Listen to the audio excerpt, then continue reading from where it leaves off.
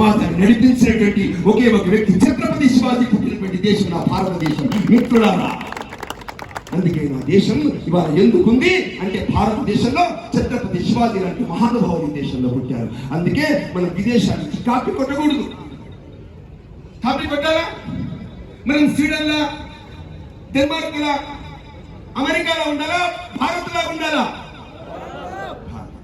Copy కొట్టి మార్కులు వస్తాయి, కాపీ కొట్టి ర్యాంక్ వస్తుంది.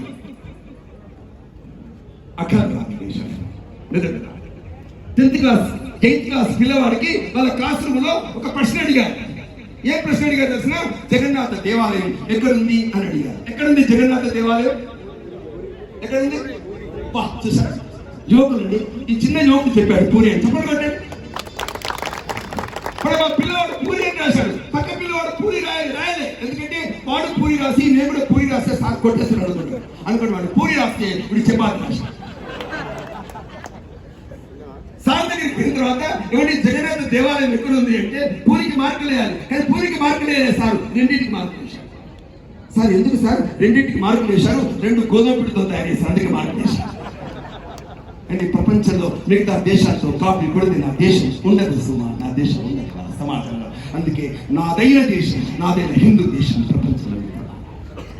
నా హిందువులు బస్సులో ప్రయాణాలు చేస్తుంటే, నా హిందువులు ట్రైన్ లో ప్రయాణం చేస్తుంటే చాలా మంది ఆ పరలోకంలో ప్రభువులు ఉన్నారే వాళ్ళు ఎగతాలు చేస్తారు, లాజిక్లు ప్రయోగిస్తారు. ఇస్తారా చేయరా?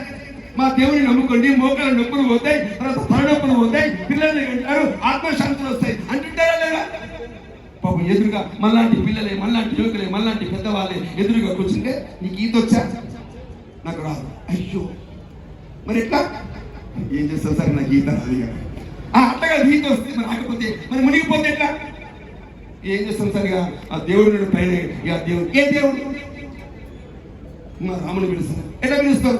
రామరామ అంటారు. తర్వాత కృష్ణ కృష్ణ అక్కో రామరామ అంటే అయోధ్య నుంచి రాముడు బయలుదేరుతుంటే నువ్వు మధ్యలో కృష్ణ కృష్ణ అంటే రాముడు వెళ్ళిపోయి కృష్ణుడు వస్తుంటే నువ్వు శివ అంటే కృష్ణుడు మళ్ళీ మధురైకి వెళ్ళిపోయి శివుడు వస్తుంటే నువ్వు గణపతి అంటే గణపతి మళ్ళీ కైలాస్. అన్ని దేవుళ్ళను పలకరించి చివరికి ఏ దేవుడు రాకుండా చచ్చిపోతే మాకు ఆ ప్రాబ్లం లేదు. మేము యెహోవా అంటే ఒక్కడే వచ్చేస్తాం. ఇక వీడు అనుకుంటున్నాం అనవసరంగా మనం హిందూ ధర్మంలో ఉన్నాంరా, ఇందులో ఉంటే బాగుండు అనుకుంటాడు లాజిక్. ఇక మనం కూడా చదువుకున్న వాళ్ళం, విద్యావంతులం, బాగుండేటువంటి వాళ్ళం, ఇప్పుడు కొలుస్తూ వస్తున్న వాళ్ళం. మన హిందుత్వం ఇట్లాంటిదా? ఎంత లాజిక్ చెప్పాడు, బాగుంది అనుకున్నాడు. అప్పుడు పక్కనే ఇట్లాంటి స్వామీజీ కూర్చున్నారు. ఆయన అడిగాడు ఎవరిని? ఆ ప్రభుని. మరి నీకు వచ్చా? నాకు ఇద్దరా? మరి నువ్వు మునిగి చచ్చిపోతే ఎట్లా? నేను యెహోవాను ప్రార్థిస్తాను. ఇప్పుడు టైం ఏంటి? టైం నీ గడియారం ఉంది, పని చేయరా? 7:37. ఎవరి 7:37కి నువ్వు మునిగిపోతుంటే యెహోవాను ప్రార్థిస్తే యెహోవా పరలోకం నుంచి వస్తుంటే అదే సమయంలో వాషింగ్టన్లో ఒక రైలు గుద్ది వాడు యెహోవా అంటే, అదే సమయంలో భారత్ లో సిద్దిపేటలో ఇక్కడ గుద్ది వాడు యెహోవా అంటే, నక్షత్రంలో 7:47కో 37కో యెహోవా అంటే ఫస్ట్ యెహోవా ఎక్కడికి పోతాడు? ఎందుకంటే మీకు ఒక్కడే దేవుడు. కానీ రాముడు దిక్కు, కృష్ణుడు దిక్కు, ఆంజనేయుడు దిక్కు, అన్ని దిక్కులు రక్షించే దేవుడు.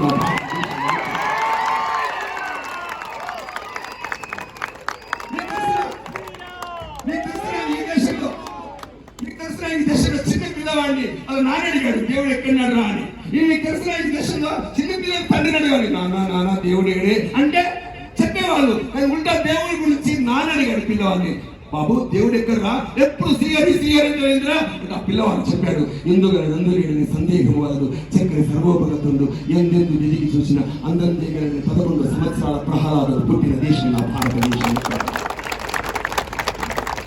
దేవుడు ఇక్కడ ఉన్నాడు, అంతగా ఉన్నాడు. అందుకే మీలో నాలో ఉన్నాడు.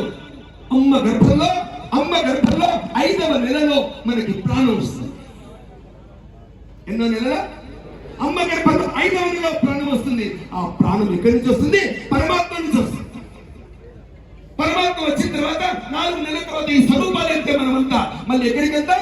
మళ్ళీ భగవంతుడి దగ్గరికి వెళ్తాం. ఈ మధ్య కాలం ఏమి చేయాలి? శివాజీ బాట అనుసరించాలి. ఏ బాట అనుసరించాలి? శివాజీ బాట అనుసరించాలి. ఏమండి కేవలం పెళ్లి చేసుకోవడం, విలాసాలు చేయడం, పిల్లలు కట్టడం, ఇల్లు కట్టుకోవడం, డిపాజిట్ కట్టడం మాత్రమే కాదు సుమా. ఈ దేశంలో పశువుల మాదిరిగా జీవించొద్దు.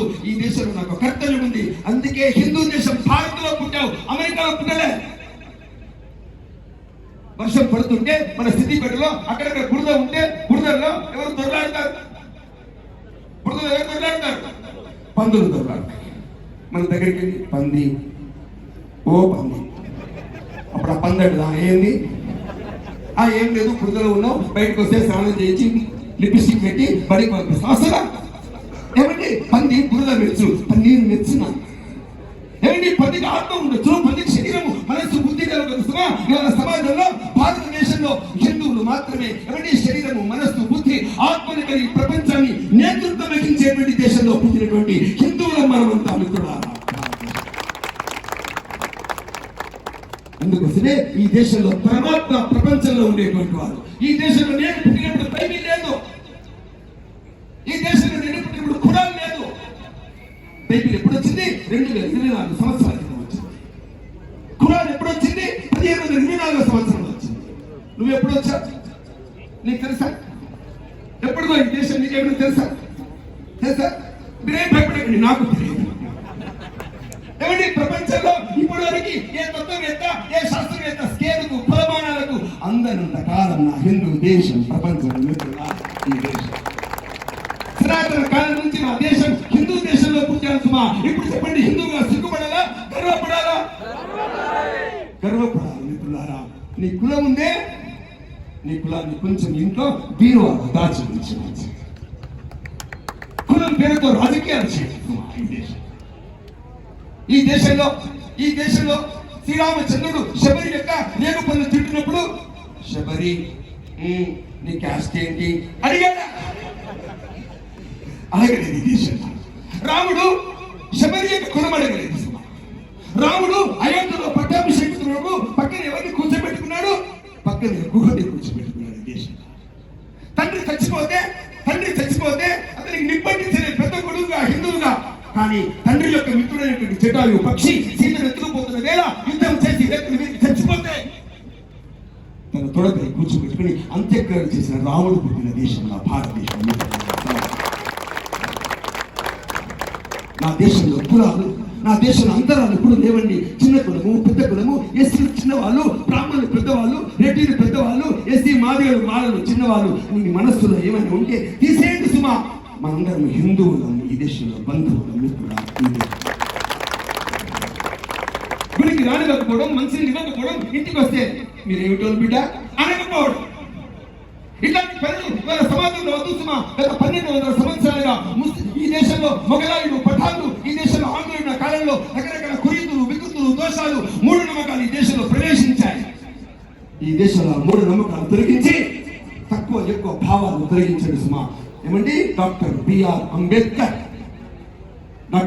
అంబేద్కర్ భారత రాజ్యాంగం రాసినప్పుడు మొదటి పదం ఏముంది? India, that is Bharat. India పేరు ఎవరు పెట్టారు? మనకి ఇండియా పేరు ఎవరు పెట్టారు? ఇండియా పేరు ఇంగ్లీష్ వాళ్ళు పెట్టారు. అందుకే అంబేద్కర్ ఏం చెప్పాడు? India, that is Bharat. Bharat అంటే ఏమిటి? భారతుడు శకుంతల దుష్యంతుల కొడుకు భరతుడు, రాముడు తమ్ముడు భరతుడు, వేదాలు చెప్పిన జడ భరతుడు. వాళ్ళు ఇప్పుడు వాళ్ళు కాదు సుమా. 100,000 సంవత్సరాల క్రితం ఈ దేశంలో ఉండేటువంటి ప్రతి మనిషి యొక్క హృదయంలో ప్రభావం కలిగించినటువంటి ప్రాచీనమైన దేశం అని ఎవరు చెప్పారు? డాక్టర్ బిఆర్ అంబేద్కర్ భారత రాజ్యాంగం ద్వారా చెప్పినటువంటి దేశం నా భారతదేశం. చెప్పండి ఒకటి అంబేద్కర్.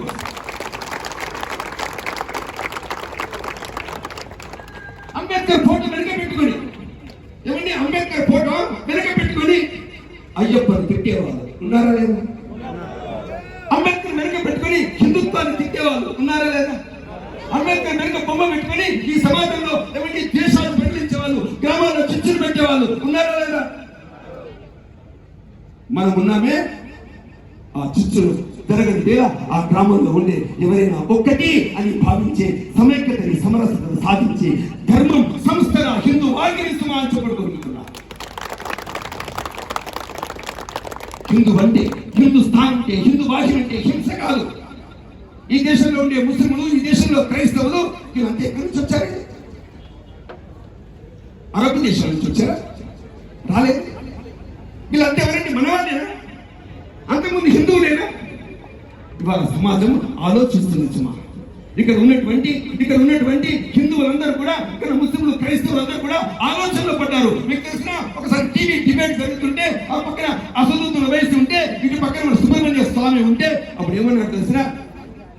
నీ శరీరంలో, నీ రక్తంలో, నీ డిఎన్ఏలో హిందువు ఉన్నాడు, నా డిఎన్ఏలో కూడా హిందువు ఉన్నాడు, చూపించి కావాల్సి రుజువు చేస్తున్నారు. సమాజంలో ఒకప్పుడు ఇదంతా హిందువులే. గతి తప్పి దేశాన్ని పిలిచి హింసతో హిందువులు, ముస్లింలు, క్రైస్తవుల మధ్య చిచ్చు పెట్టే స్థితిలో మనమంతా కలిసి ఉండాలని చెప్పి ఆ విధంగా సమైక్య సంఘటనకి శమన సంఖ్య పూరించినటువంటి సంస్థ ఎవరండి? హిందువా.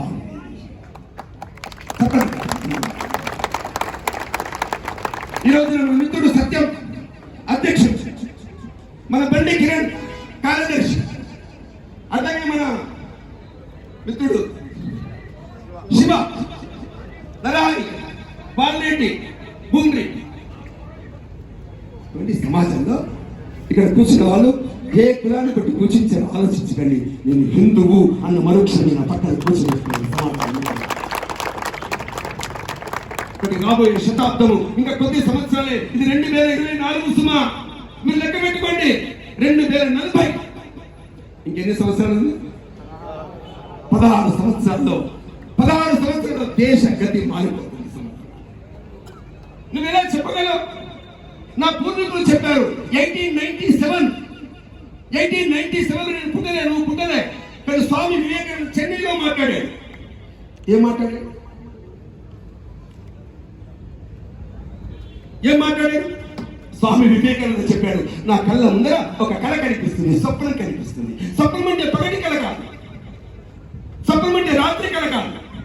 నా కళ్ళ ముందర ఒక నిజమైన దృశ్యం కనిపిస్తుంది. నా భారత మాత ఎత్తైనటువంటి కనకపు స్వర్ణ సింహాసనం మీద కూర్చుంటే ప్రపంచంలో ఉండే దేశాలని నతమస్తకమై ఆ విధంగా అన్నపూర్ణగా జ్ఞాన భూమిగా నా దేశాన్ని అందరూ కూడా ఆ విధంగా కొలుస్తున్నటువంటి దృశ్యం కనిపిస్తుంది. 1897 లో చెప్పాడు. ఆ రోజు దేశాన్ని ఎవరు పరిపాలిస్తున్నారు? ఆంగ్లేయులు పరిపాలిస్తున్నారు. 1897 తర్వాత 1947 లో దేశానికి స్వాతంత్రం వచ్చింది. 1947 లో దేశానికి స్వాతంత్రం వస్తే నీ దగ్గర ఏముంది? నీ బీరువా చూస్తే, నీ తిరగపెట్ట చూస్తే, నీ తలుపు తెరిస్తే, నీ సందుకు తెరిస్తే డబ్బులు లేవు. అప్పు పత్రాలు, గోధుమలు పండట్లేదు, వరి పండట్లేదు. అమెరికా అడుక్కుంటున్నాం, అన్నమో భిక్షాంతి అడుక్కుంటున్నాం. నా దేశంలో వైద్యం కావలిస్తే అమెరికా నుంచి మిగతా మందులు తెప్పించుకుంటున్నాం. నా దేశంలో ఉండే కమ్మరి, కుమ్మరి, వడ్రంగి, ఉర్దూలని నశించింది. నా భాష దెబ్బతినిపోయింది. 10 కోట్ల మంది భారతీయులు చచ్చిపోయారు ఈ దేశంలో. నా దేశంలో ఉండే చేనేత కార్మికులు, పద్మశాలిని ఆంగ్లేయులు తీసుకెళ్ళి చేతి నరికేశారు. నా దేశంలో ఉండే పంటని వాళ్ళు పండించి ఈ దేశంలో అవిధంగా ఉత్పత్తి దిగుమతులు ఎగుమతులు చేశారు. ఏమండి? 1947 లో దేశానికి స్వాతంత్రం వచ్చిన వేళ నీ దేశం దారిద్ర్య దేశం, నీ దేశం మృతులు లేని దేశం, నీ దేశము బలహీనమైన దేశం, నీ దేశం పంటలు లేని దేశం. కానీ మీకు తెలిసిన 75 years దాటిన తర్వాత ఈ దేశంలో ఏమిటో తెలిసిన? ప్రపంచంలో 3 లక్షల కోట్ల స్థూల జాతీయతతో ప్రపంచంలో 190 దేశాలతో వ్యాపారం చేసే 5వ దేశం నా భారతదేశం. మా ఆటో నడిపే మా అన్న, కూరగాయలు అమ్మేటువంటి మా తల్లి, కూలి నాలి చేసేటువంటి నా రైతులు, వీళ్ళందరూ పొదుపు చేస్తుంటే ఎంత డబ్బు ఉందో తెలుసా? భారతదేశంలో 5 లక్షల కోట్లు ఈ దేశంలో డబ్బులు ఉన్నాయి. 5 లక్షల కోట్లు మా అమ్మను కూడబెడితే డబ్బులు ఉన్నాయి. 5 లక్షల కోట్లు ఎవరికి అప్పిస్తుంది నా దేశం? అమెరికాకు అప్పిస్తున్న కుటుంబాలు కలిగిన దేశం నా భారతదేశం. ఈ దేశంలో ఒక చిన్న పిల్లవాడు, ముస్లిం పిల్లవాడు, ఆ పిల్లవాడు తెలియదు. ప్రపంచంలో అమెరికా, ఫ్రాన్స్, జర్మనీ, చైనా బాంబులేసి ప్రపంచాన్ని భయపెడుతుంటే ఆ చిన్న పిల్లవాడు అమెరికా వెళ్ళు బాబు, నేను వెళ్ళా. విదేశాలకు ఎందుకు పెరిగితే నీకు నోబెల్ బాబు వస్తుంది, నేను వెళ్ళా. ఆ పిల్లవాడు ఇక్కడే చదువుకున్నాడు, పేదవాడు, మాతృభాషలో చదువుకున్నాడు. ఆ పిల్లవాడు పెరిగి పెద్దయి, ఆ తర్వాత శాస్త్రవేత్త. మీకు తెలిసిన ఈ దేశంలో పృథ్వీ, అగ్ని, ఆకాశ్, నాగ్, త్రిశూర్, ప్రతిభ, ప్రహార్, ఆర్యభట్ట, వరాహ, మిహిర ఇలాంటి ఉపగ్రహాలు క్షిపణి తయారు చేసి ప్రపంచంలో 5 దేశాల వరుసలో నా భారతం నిలిపినటువంటి అబ్దుల్ కలాం పుట్టిన దేశం నా భారతదేశం. ఏమంటే ముస్లింలను జిహాదిస్టులుగా, ముస్లింని లవ జిహాదిస్టులుగా, ముస్లింని ల్యాండ్ జిహాదిస్టులుగా, ముస్లింని హిందువులు వ్యతిరేకించే వ్యక్తులుగా మారుస్తారా? అబ్దుల్ కలాం లాగా ఈ దేశంలో విజ్ఞానవంతుని, సైంటిస్ట్, డాక్టర్లను తయారు చేస్తారా? వారు ఆలోచించండి సుమా. ఈ దేశంలో వస్తున్నటువంటి మార్పులకు అనుగుణంగా ఇవాళ ప్రపంచంలో మార్పు చెందుతున్నటువంటి దేశాలు ప్రపంచంలో భారతదేశం కనిపిస్తుంది. మీకు తెలిసిన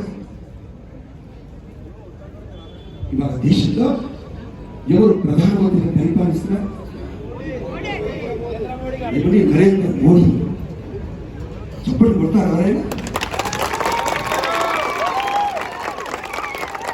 నేను రాజకీయం గురించి మాట్లాడలేదు, రాజకీయం గురించి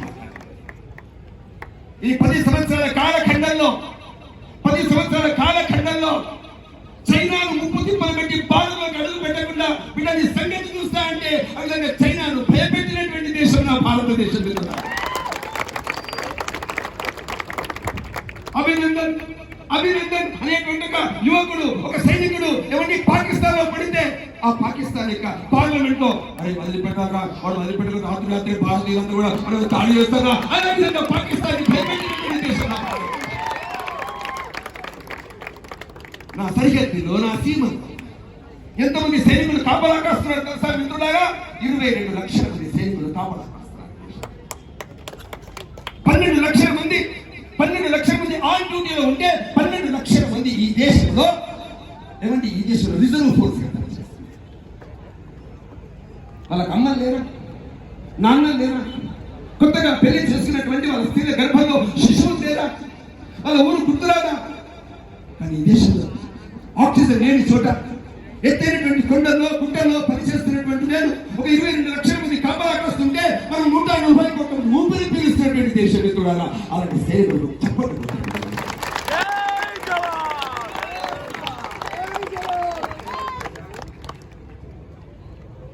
1999 ఏం జరిగింది తెలిసిన? ప్రపంచంలో ఒక చారిత్రకమైన సంవత్సరం ఆ రోజున భారతదేశంలో. ఎత్తైనటువంటి హిల్స్, పర్వతాలు, కాశ్మీర్ లో టైగర్ హిల్స్. ఆ టైగర్ హిల్స్ లో 21 మంది కంటే ఎక్కువ ఉండలేదు. మన సైనికులు కాపలా కాస్తున్నారు 21 మంది. రాత్రి అర్ధరాత్రి పాకిస్తాన్ సైనికులు దాడి చేసి ఆ 21 మంది చంపేశారు మిత్రులారా. 21 మంది చచ్చిపోయారు. నా 3 రంగుల జెండా తీసేసి పాకిస్తాన్ జెండా 20 మంది చచ్చిపోయారు. ఇంకొక వ్యక్తి చచ్చిపోలేదు. కేవలం భుజాల పైన, మోకాళ్ళ పైన మాత్రమే గాయం కలిగింది. కళ్ళు తెరిచాడు, దృశ్యం చూశాడు. చుట్టూ ఉన్న పాకిస్తాన్ సైనికులు, పాకిస్తాన్ జెండా ఎగురుతుంది. ఆ సైనికుడు పాకుతూ అర్ధరాత్రి 2 గంటల సమయంలో కిందికి వచ్చి మన జవాన్లకు చెప్తే యుద్ధ విమానాలతో సైనికులు పైకెళ్ళి ఆ పాకిస్తాన్ సైనికుల్ని హతమార్చి పాకిస్తాన్ జెండా తీసేసి 3 రంగుల జెండా ఎగిరేటువంటి సంవత్సరం కార్గిల్ పోరాట సంవత్సరం 1999. ఆ పిల్లవాడి పేరు ఏంటి తెలిసిన? ఆ యువకుడి పేరు జోగేంద్ర సింగ్ జాదవ్. చెప్పండి. చచ్చిపోయి ఇంకా ఉన్నాడు. ఆయన వయసు 20 సంవత్సరాలే. జోగేంద్ర సింగ్. మరి మీ అమ్మ గుర్తురాలే, మీ నాన్న గుర్తురాలే, అందరూ చచ్చిపోయి వాళ్ళ రక్తం చూస్తే మీకు ఇల్లు గుర్తురాలే, మీ గర్భంలో మీ భార్య గర్భంలో శిశువు గుర్తురాలే. జోగేంద్ర సింగ్ జాదవ్ చెప్పారు, నాకు ఎవరు గుర్తురాలే, ఒక్కరు మాత్రం గుర్తొచ్చారు, భారత మాత. చెప్పండి, భారత్ మాతాకి జై చెప్పండి. మీరే చెప్పండి, భారత్ మాతాకి జై చెప్పండి. చెప్పండి.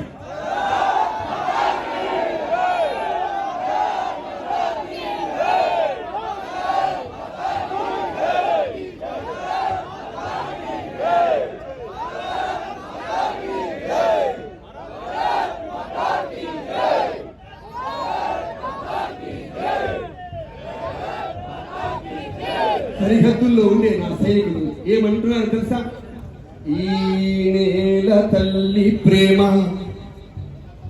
ఈ నేల తల్లి ప్రేమ ఎన్నటికీ తరగనిది చెరగనిది. ఈ నా బ్రతుకుపై అధికారమున్నది తల్లికే. ఏ దేశ దేశాల ప్రజలైన చెబుదార వింటే కనుల కంటే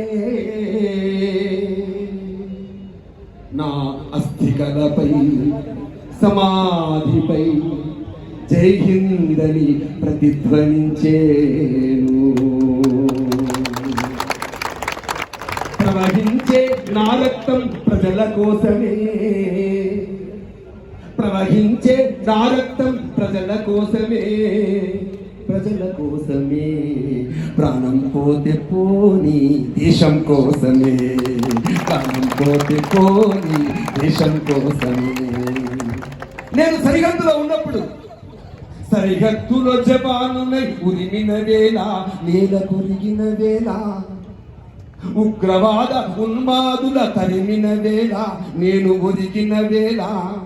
సరిహద్దులో జవానునై ఉరిమిన వేళ, నేల కొరిగిన వేళ, ఉగ్రవాద ఉన్మాదుల తరిమిన వేళ, నేల కొరిగిన వేళ. చేమంతుల పూబంతుల మాలలు నాకొద్దు, కీర్తి పతాకాలు కాంత కనకాల సలొద్దు. చస్తే ఈ భూమిలో మరు జన్మ కోరుతాను, దాసుడనై ఉంటానని అమ్మనరుగుతాను. ఎర్రకోట నెదిరే మూవన్నెల జెండా, ఎర్రకోట నెదిరే మూవన్నెల జెండా, వన్నెల జెండా. ఒరిగిన నా శవం పైన, ఒరిగిన నా శవం పైన ఎగిరితే చాలంటాను. ప్రాణం పోతే పోని దేశం కోసమే, ప్రాణం పోతే పోని దేశం కోసమే. భారత్ మాతా కీ జై, భారత్ మాతా కీ జై. వీరుడు నగధీరుడు ఛత్రపతి శూరులు అనండి. సమరాంగన మేఘలుగా సంకల్పించిన ఘనుడు, ఢంఢమ్మను శబ్దాలతో నగారాలు మారుమ్రోగే, గజరాజులు తొండమెత్తే, ఘీంకారాలు మిన్ను ముట్టే, శివ సైనిక పదఘట్టలతో దిక్కులు పిక్కటిల్లే, వీరరసం ఉద్భవించిన దీనదాలు పొంగెను. వీరుడు నగధీరుడు ఛత్రపతి శూరుడు. ఆహాకారాలతో కోలాహలమావరించే మదగజాలు వృక్షాలను కూకటి వేళ్లతో కూర్చెను. సైనికుల పాదధూళి సూర్యకాంతి కమ్మినేసే, చీకటియే ఆవరించి నక్షత్రాలనిపించెను. అశ్వనౌక ఫిరంగీల పదాతి చతురంగ బలం కదలిరాగ వేగంగా కంపించెను భూగోళం. వీరుడు నగధీరుడు ఛత్రపతి శివాజీ. ఎగురుతున్న ధర్మధ్వజం. ఎగరేయండి ఇప్పుడు చిన్న ఎగరే. ఎగురుతున్న ధర్మధ్వజం, చేతబూని సైన్య దళం, గంటలన్నీ కల్లుమనే, శత్రు గుండెకు బిల్లనే, రాజులు మహారాజులంతా ఒక్క క్షణము నిలువలేక హర హర మహాదేవజంటూ శివాజీని అనుసరించే, పరమ శంఖ భేరీలతో ప్రతిధ్వనించే కొండ కోన భయభ్రాంతులతో జనము అటు ఇటు పరుగులెత్తే. వీరుడు నగధీరుడు, వీరుడు నగధీరుడు.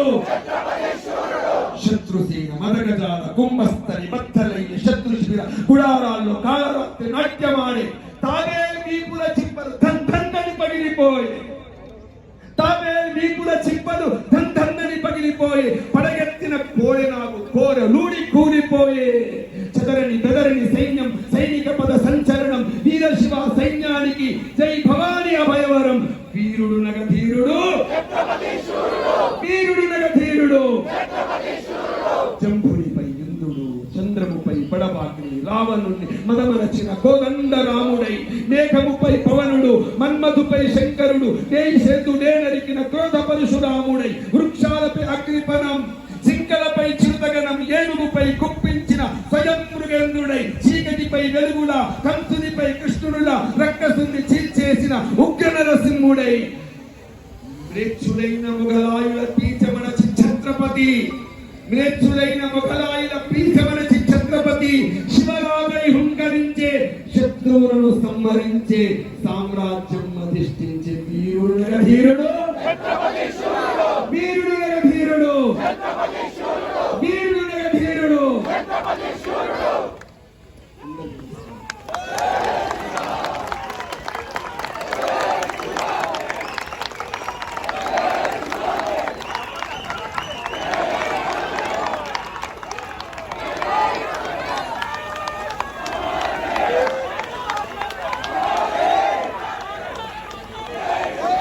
మిత్రులారా, మళ్ళీ చెప్తాను, రాబోయే శతాబ్దం హిందూ శతాబ్దం.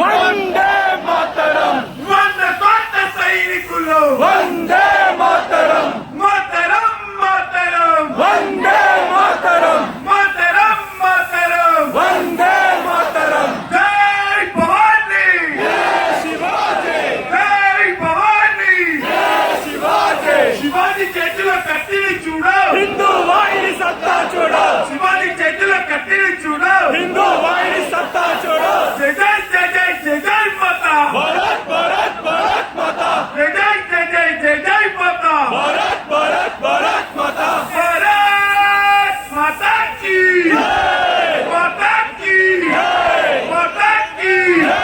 జై శ్రీరామ్ జై శ్రీరామ్ జై శ్రీరామ్ జై శ్రీరామ్. రామ లక్ష్మణ జానకి జై బోలో హనుమాన్ కి. రామ లక్ష్మణ జానకి జై బోలో హనుమాన్ కి. జై బోలో హనుమాన్ కి. రామ లక్ష్మణ జానకి జై బోలో హనుమాన్ కి.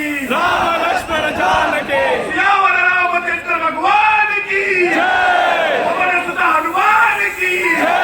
పంపాల శంకర భగవాన్ కి జై. జై శ్రీరామ్ జై శ్రీరామ్ జై శ్రీరామ్ జై శ్రీరామ్.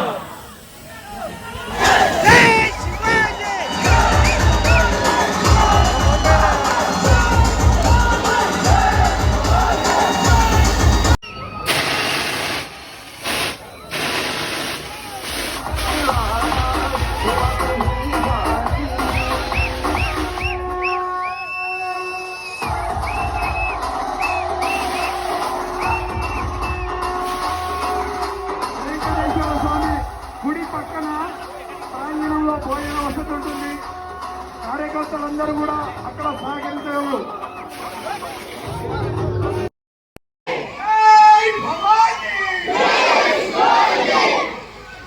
వంద కొత్త సైనికులు వంద కొత్త సైనికులు వందే